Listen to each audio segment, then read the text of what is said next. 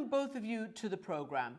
Can I just start by asking you, Jonathan Powell? I mean, we've all sort of become, sadly, inured, perhaps, to a new normal that's been created by President Trump. Flouting this, disrupting alliances, leaving, norms on the table. Did you ever think that a British government would, in fact, threaten to tear up a vital piece of legal law that it negotiated with the EU? No, I never thought I would see a British government admit and embrace the fact it was actually breaching international law. They're not denying it. They're not saying there's some excuse for it. They're just saying we are breaching international law because we want to and we can.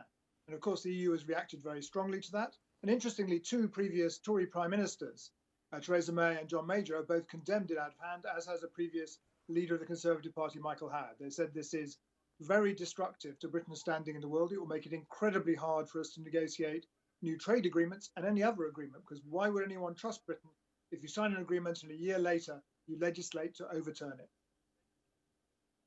Can I just play, you referred to the former Prime Minister Theresa May, let's just play what she said in Parliament about this. The United Kingdom government signed the Withdrawal Agreement with the Northern Ireland Protocol. This Parliament voted that Withdrawal Agreement into UK legislation.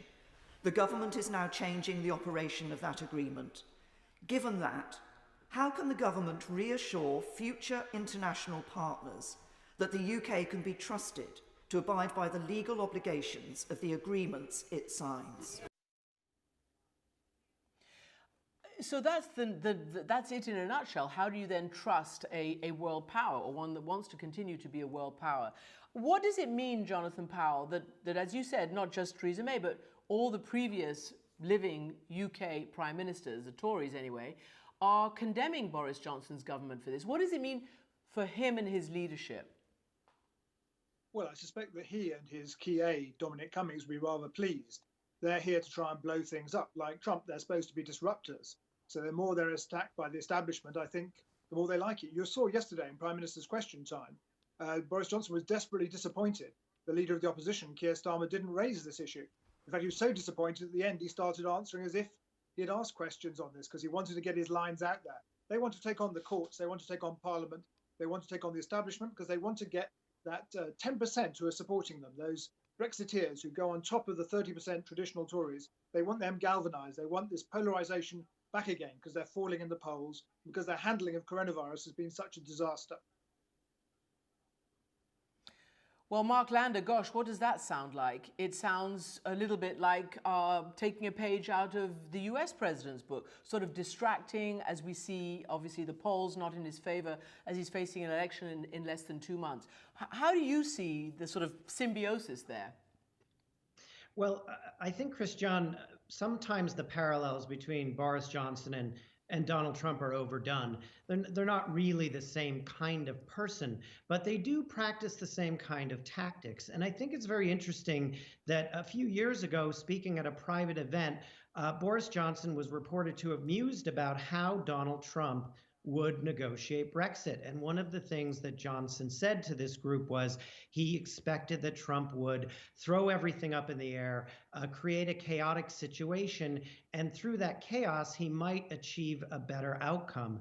Well, it sort of looks on the basis of the last few days that Boris Johnson is taking that model to heart.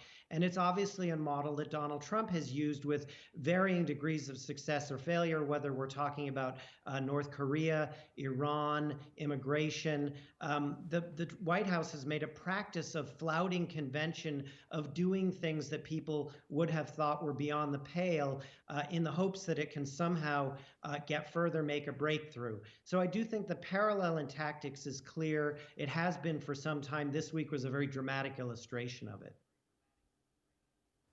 So I guess the question is, you say hope to make a breakthrough, but what really are they intending to do, and does it match, do the results match their intentions? And I want to play this from the Speaker of the House, Nancy Pelosi, because clearly Boris Johnson thinks that whatever he does to the EU, he's going to get some preferential deal from the United States. Not so fast, says the Speaker of the House. Let's take a listen. This news comes to us practically in the middle of the night. Over the weekend, Monday. Later in the day, there early in the morning here, that the UK had decided to undermine the Good Friday Accords. What were they thinking? Whatever it is, I hope they're not thinking of a UK-US bilateral trade agreement to make up for what they might lose. Gosh, I mean, she couldn't be more definitive or more scathing. Mark Landler, that's a serious message coming from the US. It's a very serious message, and I'm sure it landed with a thud in Downing Street. There is a major risk here that Boris Johnson could, in the course of making this point and taking on the European Union, antagonize the United States, and in particular, antagonize a Biden administration. With Donald Trump, he obviously has a fellow populist who wants to do a trade deal with the UK, who actually savors times when Boris Johnson goes after the European Union and would probably heartily endorse what happened here this week. But in Joe Biden, he faces a very different figure, someone who defends alliances, who has a much more ambivalent feeling about doing a trade agreement with the UK, at least doing one right away, and who most of all feels very strongly about the Good Friday Accord, which after all is an important democratic legacy. It was concluded during the presidency of Bill Clinton. Jonathan Powell was around for this period and knows it well. But Nancy Pelosi, Joe Biden, Richie Neal, a very powerful Democrat in the House, the chairman of the Ways and Means Committee, are all going to feel very strongly about what they view as anything that would undercut the Good Friday Accord. So I think that Boris Johnson needs to move very carefully and consider his future with the United States, not just with the current American president, but with a potential future American president who will view this issue very differently and in a way that could be very negative for the UK.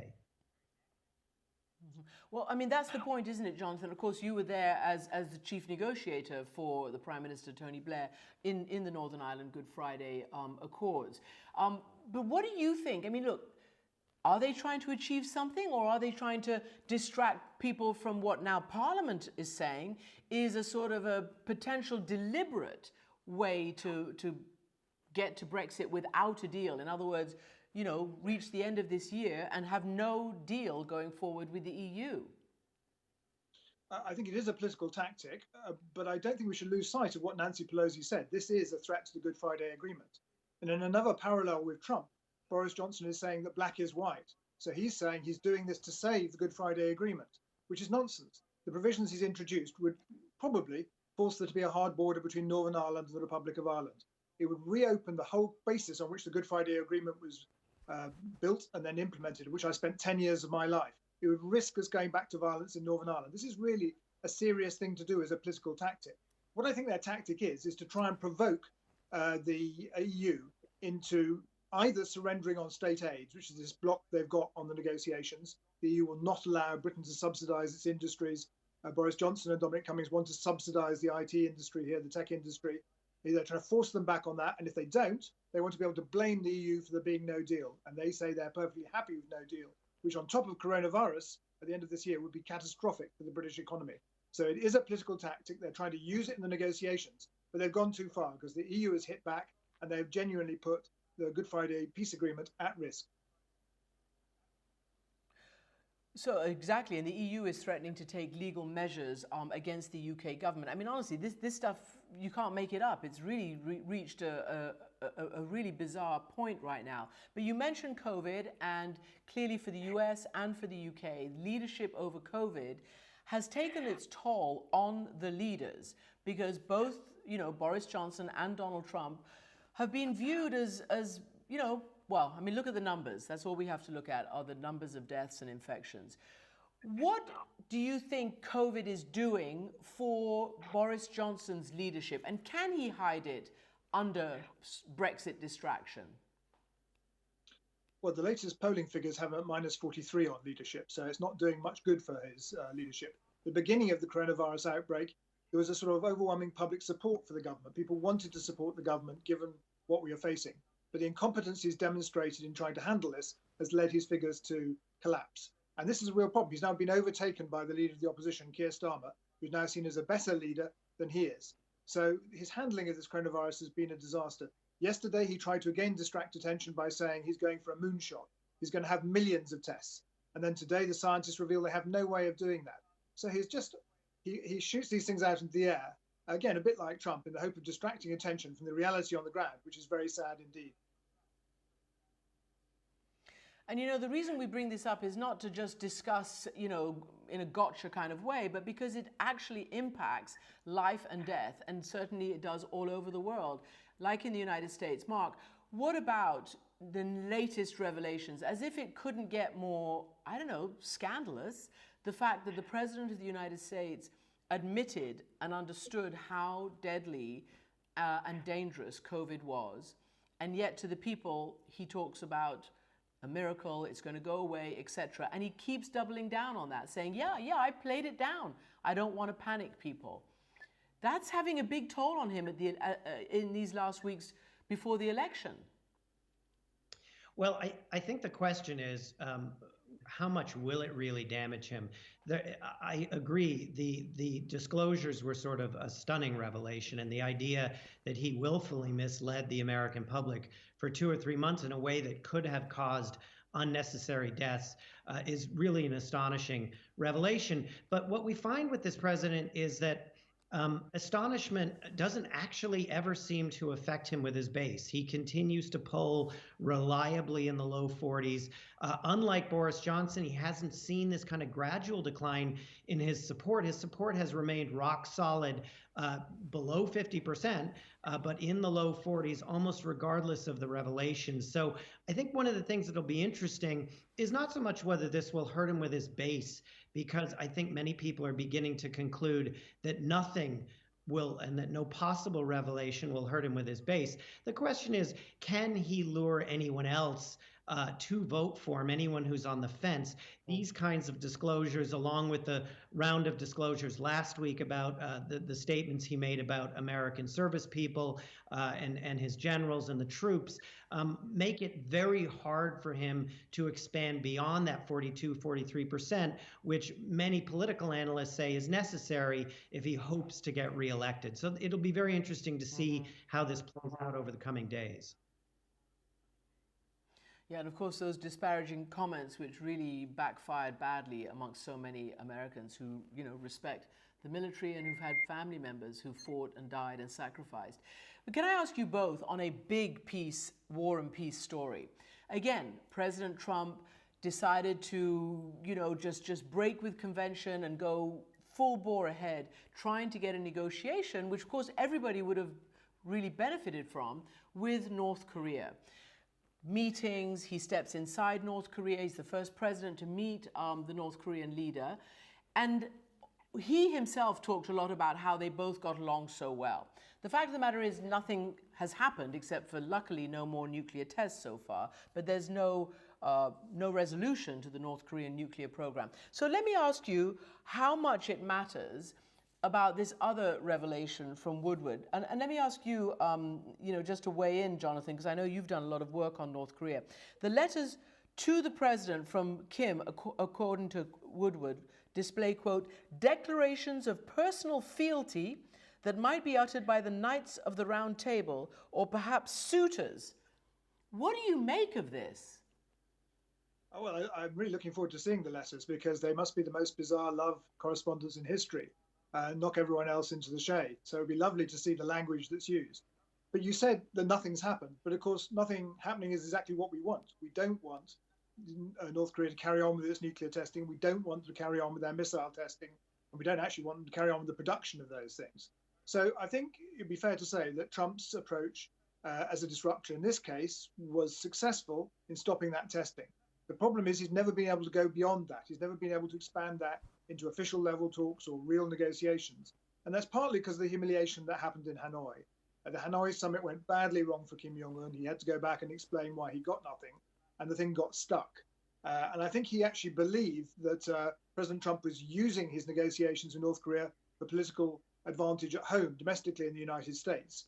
And that's why he sort of went into a no-deal modus. Now, it's still possible you get an October surprise before the election, and there'll be another love letter that actually produces something.